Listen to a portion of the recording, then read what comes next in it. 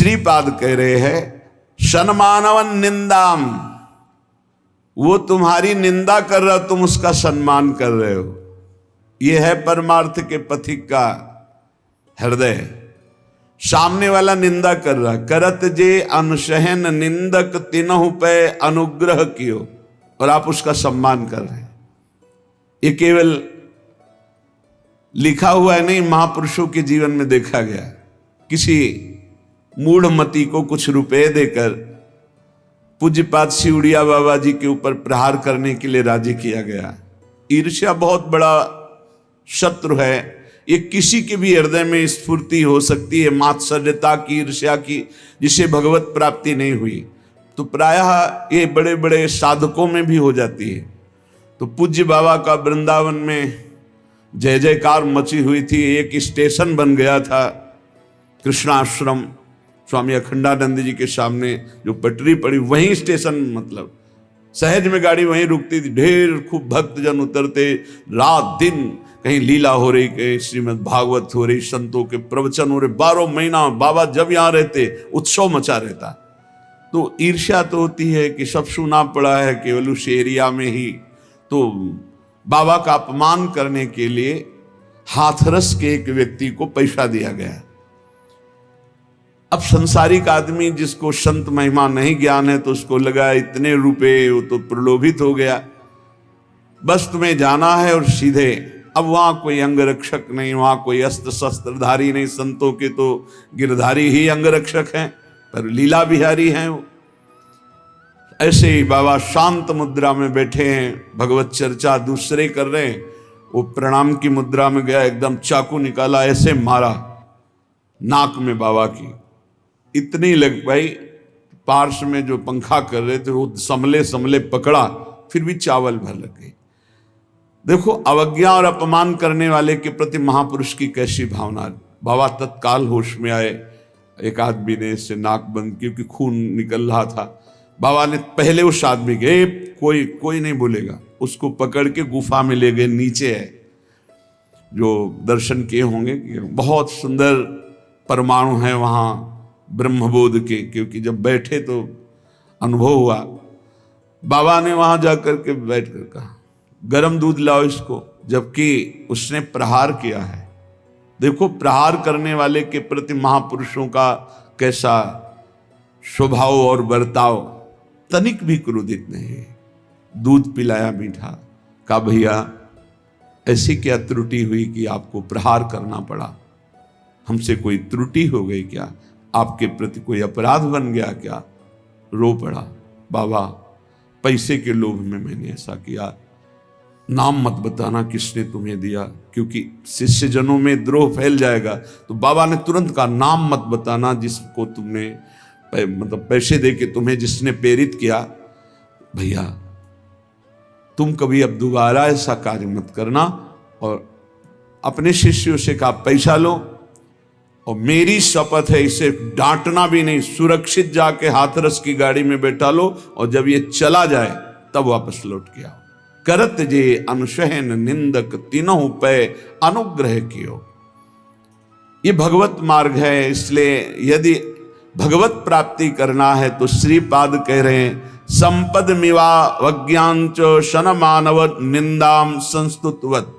अवज्ञा, अपमान और निंदा को सम्मान और स्तुति के समान मानकर सह जाओ। सखी निरिपुन्नैः स्वम महामूर्तिवत। यदि तुम्हारे प्रति कोई बहुत प्यार का व्यवहार करता है, देखो उल्टा है यहां मार्ग, तुम्हें बहुत प्यार करता है तो तुम्हारे भौं चढ़ जानी चाहिए। क्या है? क्यों बार बार देख रहे हो? क्या है? जब हम कह रहे भजन करो जा, क्यों बात कर रहे हो? वो प्यार कर रहा है, सखी नहीं हुआ, वो सख्य भाव, वो मित्रता, वो प्यार कर रहा है। आपकी उदासीनता और आपका दर्शन ऐसा होना, रिपुन नहीं, उल्टा। आपकी निंदा कर रहा है, अवज्ञा कर रहा है, अपमान कर, आप उसे दुलार कर रहे हैं, आप उसका सम्मान कर रहे हैं। आपको जो प्यार कर रहा है आप उससे तिरछी चितवन से देख रहे हैं, आप कठोर शब्दों से बोल रहे हैं। परमार्थ का विषय कैसे कोई सह पाएगा इस बात को? हमारा अपमान करे उसे हम प्यार से देखें, हमें जो प्यार से देखे हम उसे कठोरता सा बरताओ। बोले यही परमार्थ की। क्यों? फंस जाओगे। जो गाली दे रहा है उसे फंसोगे नहीं, जो तुम्हें अपना बनाने की कोशिश कर रहा है उसमें फंस जाओगे। ये जन्म जन्म का फंसाओ काटने के लिए हम आए हैं, सबको भगवत भाव से। कोई ऐसा नहीं होना चाहिए एकांत में जिसका हमारा चिंतन बने। एकांत में चिंतन केवल प्रभु का। गुरुजनों के द्वारा, महापुरुषों के द्वारा जो प्रियजन हैं उनसे उनका रुक्ष व्यवहार होता है, क्योंकि वो निरपेक्ष होते हैं, तभी काम बनता है। जो तुमसे प्रियता करे, अब ये संसार का सूत्र नहीं, अध्यात्म का सूत्र है। संसार का सूत्र है कि वो एक मृदु वचन बोले, तुम 5 मृदु वचन बोलो। संसार का सूत्र अलग। और यहां है कि वो 5 गाली दे, तुम मृदु वचन बोलो, और वो मृदु वचन बोले तो तुम रुक्ष भाव करके चल दो। वो साष्टांग प्रणाम कर रहे, तुम देख ही नहीं रहे। वो गाली दे रहे पाखंडी, तुम मुस्कुरा के प्रणाम कर दिया। ये मार्ग है कैसे? परमार्थ का मार्ग। बहुत बहुत ही, ये तभी तो कहा जाता है भगवत प्राप्ति अत्यंत कठिन है।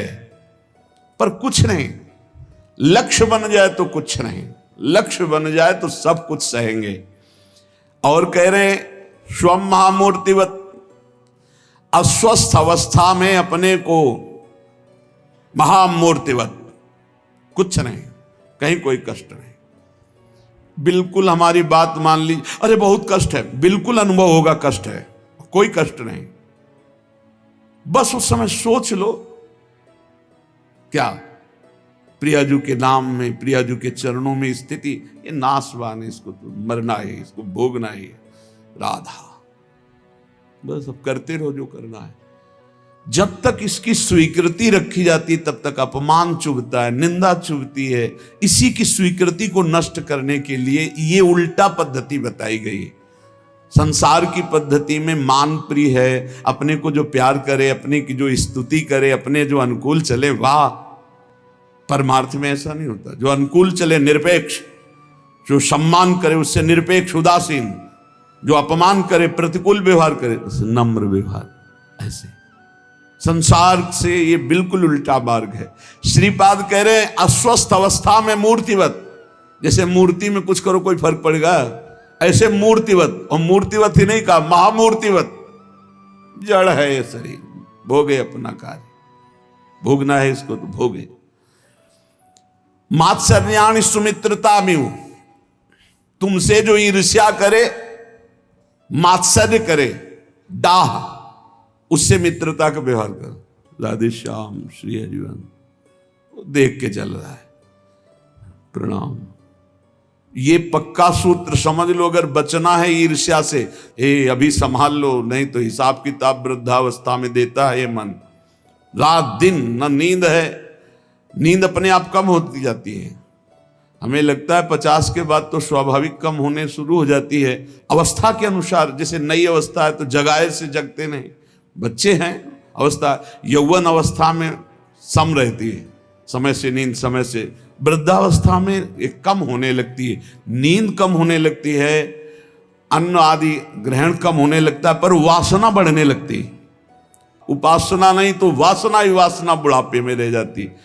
मात्सर्याणि सुमित्रतामिव, सच्चा मित्र जैसे मिले तो कैसे मिलते हैं? आओ आओ जी कैसे हो। तुमसे जो द्वेष करे, तुमसे जो मात्सर्य डाह करे, मेरे से आगे बढ़ गया मत्सरति, तुमसे जो जले उसको देखकर हाथ जोड़ो। कैसे सेवा, क्या सेवा करें? दास को आज्ञा कीजिए। ऐसे ही वर्ताव करना चाहिए। जब कभी किसी द्वेष करने वाले भगवत स्वरूप को सामने देखा तो तत्काल अंदर से भगवत भाव, सावधान, इनमें प्रभु विराजमान है, दोष दृष्टि ना होने पाए। वांछा कल्पतरुभ्यश्च कृपा सिंधुभ्येव च पतितानां पावनेभ्यो वैष्णवेभ्यो नमो नमः। तत्काल श्लोक पढ़ा और उनके चरणों में भाव से मस्तक प्रण रखा। हे प्रभु आप मुझे बचाइए, कभी आपसे द्वेष ना होने पावे, कभी आपसे मात्सर्य ना होने पावे। ये भगवत, और पक्का द्वेष नहीं होगा। यदि देखते ही उनके चरणों का दर्शन करके प्रणाम करोगे, कभी द्वेष नहीं हो। किसका? जो तुमसे द्वेष कर रहा है। और जो तुमसे प्यार कर रहा है, अपनापन कर रहा है, उसके प्रति व्यवहार कैसा? कठोर व्यवहार, रिपुण्यवत। हिम्मत है, परमार्थ के पथिक की केवल हिम्मत हो सकती है। तभी लगता है कौन सी माटी के बने हुए हैं। जितना प्यार करो उतना ही निरपेक्ष, और ऐसे जो उनकी अवहेलना करे, उनके हाथ जोड़े घूम रहे हैं, उनके पैर छू लेंगे, और जो इनको प्यार करे उससे निरपेक्ष घूम रहे, यही मार्ग है। बाद में समझ में आता है जब महापुरुषों के वचनों को। फिर क्या होगा? बोले हृदय ग्रहणन महादुर्लभम, तब तुम्हारा हृदय ग्रहण करने की सामर्थ्य रखेगा महादुर्लभ प्रेम रस श्री राधा मुरली धरांग रस दे स्थातास्मि वृंदावने। तब वृंदावन वास करते हुए श्री राधा मुरलीधर के महादुर्लभ प्रेम रस को ग्रहण करने का अधिकार हृदय में होगा, जब आप ऐसे चलोगे, ऐसे जैसा श्रीपाद प्रबोधानंद जी महाराज कह रहे हैं। श्रीमद वृंदावंदनाय सततम। बार बार वृंदावन को प्रणाम किया करो, चाहे जहां हो, दूर से जय वृंदावन। अगर वृंदावन में हो, शरीर स्वस्थ है, तो कई बार मस्तक रखकर वृंदावन भूमि को प्रणाम करो, इससे बहुत बड़ा लाभ मिलेगा। जैसे हम प्रणाम करते हैं, रज मस्तक पे लगता है, जितने कण झरते हैं ये सब पाप नष्ट होते हैं, हमारे मलिन भाग्य मिटते हैं। बात मान लो, अगर आप प्रणाम किए और मस्तक में रज लग गई, निहाल हो जाओगे, तुम्हारा भाग्य बदल जाएगा। हमारे भाग्य में नहीं लिखा किसी जन्म में भगवत प्राप्ति होगी, लेकिन हमारे भाग्य में लेख भगवत प्राप्ति का ये रज रानी सद्य वशीकरण चूर्ण मनंत शक्ति। बार बार श्री वृंदावन वंदनाय सततम मूर्धास्तु वौहादरे। बड़े आदर के साथ मस्तक रख करके वृंदावन को बार बार प्रणाम करो। जिह्वा विह्वलता मुपैतु सततम तत्सद्गुणोत्कीर्तने। वाणी से बार बार जय वृंदावन, प्राण वृंदावन, सर्वस्व वृंदावन, वृंदावन वृंदावन, और वृंदावन की महिमा का गान। वृंदावन की महिमा क्या? श्री श्यामा श्याम, श्यामा श्याम की रस भरी लीलाएं, श्रीमद चतुरासी जी 42 लीलाएं, सब वृंदावन की महिमा है। क्योंकि वृंदावन की गोद में खेलने वाले प्रिया प्रीतम। हस्तौ तन्नव कुंज मार्जन विधौ। हाथ के द्वारा वृंदावन में सोहनी लगाना, कहीं भी साफ कर देना, ये जरूर करो। आप सबसे प्रार्थना है, ये बड़े बड़े सिद्धों की गुप्त रीतियां हैं। धाम की सेवा बहुत बढ़िया बन, जैसे यमुना किनारे गए, देखा 10-5 दोना इधर उधर पड़े, उनको उठाया, दूर जा करके फेंक दिया, थोड़ा हाथ फिर यमुना जी से प्रक्षालन करके आचमन की। थोड़ी सेवा, कहीं भी आपको गंदगी दिखाई दे वृंदावन में, आप थोड़ी सेवा कर दो, तुम्हारे हृदय की गंदगी नष्ट हो जाएगी, तुम्हारे भाग्य की गंदगी नष्ट हो जाएगी। मान लीजिए वो संत शायद पधार गए, हम देखा करते थे वो प्राय नाली और ऐसे साफ करते। तो एक दिन पूछा, सुनरक रोटी लेने जा रहे थे, कि बाबा आपकी बड़ी रुचि है इस सेवा में। तो उन्होंने कहा, हमारे गुरुदेव ने हमें इसे योग्य समझा और हमें आदेश किया है कि वृंदावन की गलियों को, वृंदावन की नालियों को साफ किया करो। गुरुदेव के प्रताप से मुझे भजन में जो सुख नहीं मिला, वो सुख इसमें मिला। वो यहाँ से कहीं भी हो, कहीं भी कोई क्षेत्र नहीं हो, किसी भी क्षेत्र में निकले, अगर गंदा वहां का है तो सोनी साथ है, सोनी लगा दिया, साफ कर दिया। ये परम पावन धाम है। हस्तो तन्नव कुंज मार्जन विधौ। संपूर्ण वृंदावन श्री जी का महल है। कहीं भी आपको दोना पत्तल कुछ ऐसा दिखाई दे रहा, बड़ी सामर्थ है इस सेवा में।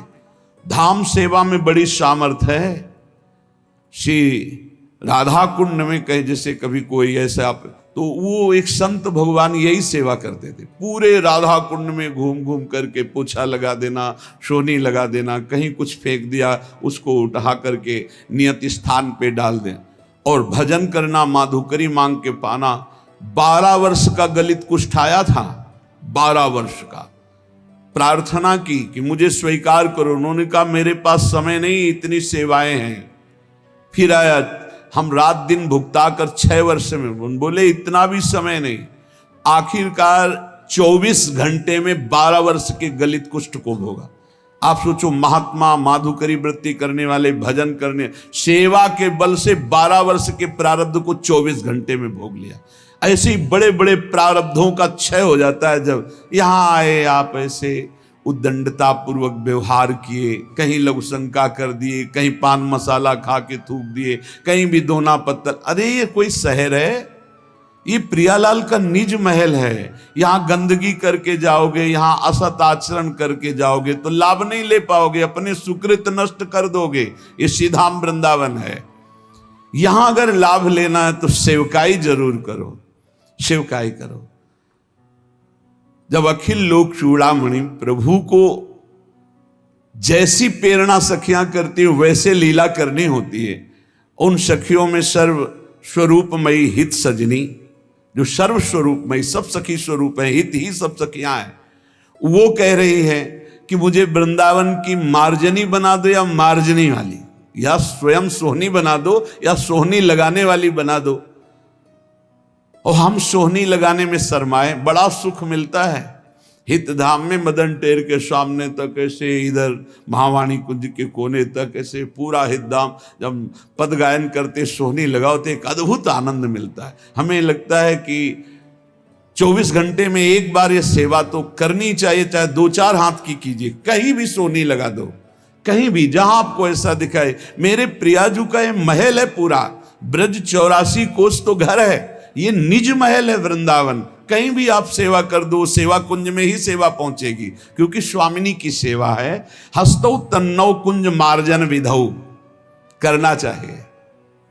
सेवा में बहुत बड़ी शक्ति छुपी हुई है। हमारे शरीर से बहुत से पाप हुए हैं, ये बिना सेवा के शरीर पवित्र नहीं होता। इसलिए संत सेवा, किसी असहाय की सेवा, धाम सेवा, ठाकुर सेवा, इस सेवा में जरूर इसको लगाओ। मन सुमिरन तन सेवा परायण। सेवा के बिना पूर्ण पवित्रता प्राप्त होना दुर्लभ होता है, क्योंकि मन प्रभु में लगता नहीं है। और बाह्य सेवा जब आप शुरू करो तो देखो, जब तन लगता है तो मन भी उसमें लगने लगता है। सोहनी सेवा बहुत यहाँ की महिमामयी है। बड़े बड़े सिद्धों ने लगाई और बड़े बड़े सिद्ध हो गए सोहनी सेवा लगाते हुए। कहीं भी आपको दिखाई दे जरूर सोहनी सेवा लगाइए। पादौच तत्राटने, सीधाम वृंदावन में घूमना, कहीं भी वृंदावन की वीथियों में, गलियों में, कहीं भी ये परिक्रमा, यहाँ कदम कदम पे परिक्रमा का फल है। आप राधा वल्लभ जी दर्शन करने जा रहे हैं, या आप किसी सेवा हेतु श्री जी के जा रहे हैं, या आप ऐसे ही माला लेकर इसी गली में टहल रहे, ये धाम है। पादौच तत्राटने, हमारे पैर श्री वृंदावन धाम में ही घूमे, श्री वृंदावन धाम की वीथियों में, गलियों में, परिक्रमा में।